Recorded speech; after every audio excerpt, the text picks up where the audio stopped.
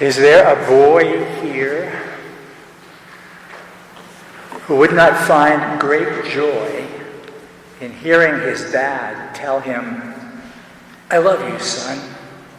I'm so pleased with who you are, with the man you're becoming, the man you've become"? Is there a girl here who would not find great joy in hearing her mother say, "My daughter, I love you. I'm so pleased with the woman you're becoming, the woman you've become"? Any son or daughter would be thrilled with either parent so openly expressing such love and acceptance, such affirmation and blessing. But there are so many reasons why a mother or a father might fail to give such a blessing to a son or daughter. And there are many reasons why a daughter or a son might fail to hear and to receive such a blessing even when it's given. There are so many times when children might grow up and grow old, wondering if their being, their very existence, was blessed by the ones who gave them life. Somehow, I missed receiving my father's blessing when I was growing up. The blessing of a good and faithful man, a good and faithful dad. I'm sure it was his desire to bestow it on me, but for reasons that I think had as much to do with me as with him, I missed receiving it. So I know what it's like to grow up unsure of just where you stand in the eyes and the heart of someone whose blessing is so important to you. That blessing, a parent's blessing, is the greatest gift a father or mother can give to a child. No mansion of a home can provide the lifelong shelter that a parent's blessing offers. No amount of toys or treats or trips can delight a child more than knowing deep within the joy a parent's acceptance gives. No education or trust fund can secure a child's place in the world more than the strength that comes of a parent's love and blessing. For some, this blessing does come finally, not maybe from a father or a mother, but from others whose relationship offers what parents did not or could not provide.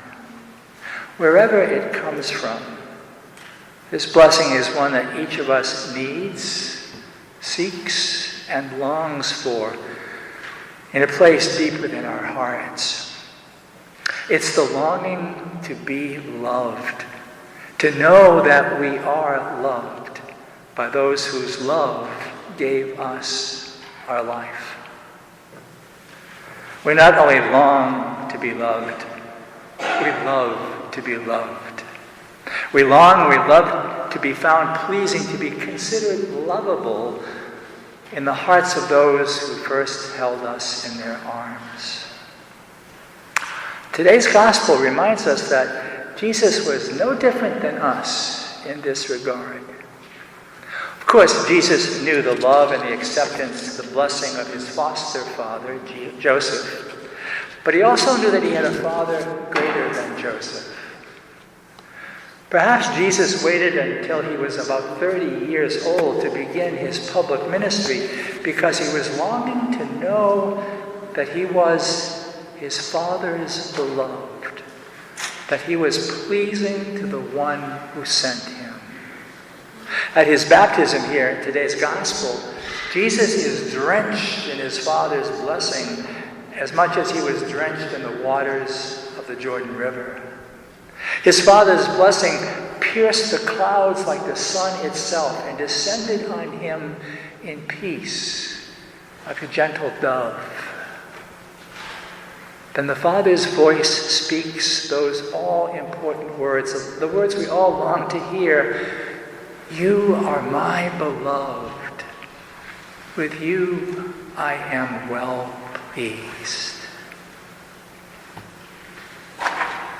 As the Father spoke those words to his Son, Jesus, so does God speak those words to each one of us, to you and to me, to all of his sons and daughters. Every one of us is loved by God, not on account of our good deeds or some perfect record that we don't have, but simply because God created each of us out of love, in love, precisely so that we might be loved. If at the end of time there comes a judgment on all those who through the ages have preached the gospel, I suspect it will go something like this. God will say to the preachers, I sent you to tell my people I love them, and you taught them to fear me. I sent you to tell them of my mercy, but you taught them to be guilty and to doubt my forgiveness. The love of God for each of his children is at the heart of the gospel message, and the church has much too often failed to preach the very word Jesus sent us to proclaim. Each of us is pleasing to God in spite of our sins, because each of us is a child of God, made in God's image, no matter how much we may have marred or scarred that image, no matter how we have battered or shattered that image.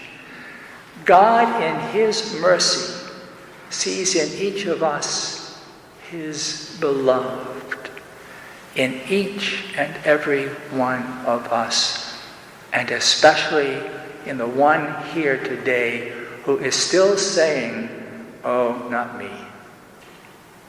Yes, you. God knew each of us, knew us before we were conceived. God has known each of us since before time began, and has loved each of us as his own. Nothing you and I might do, nothing you and I might fail to do, will change God's love for us.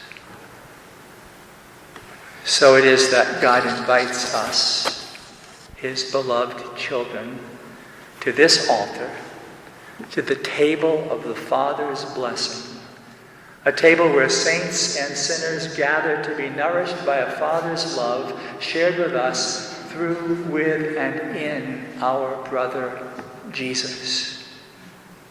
With Christ as our brother, each of us is a beloved son, a daughter beloved by the Father of us all. In each of us, God takes delight, is well pleased, and calls us his beloved.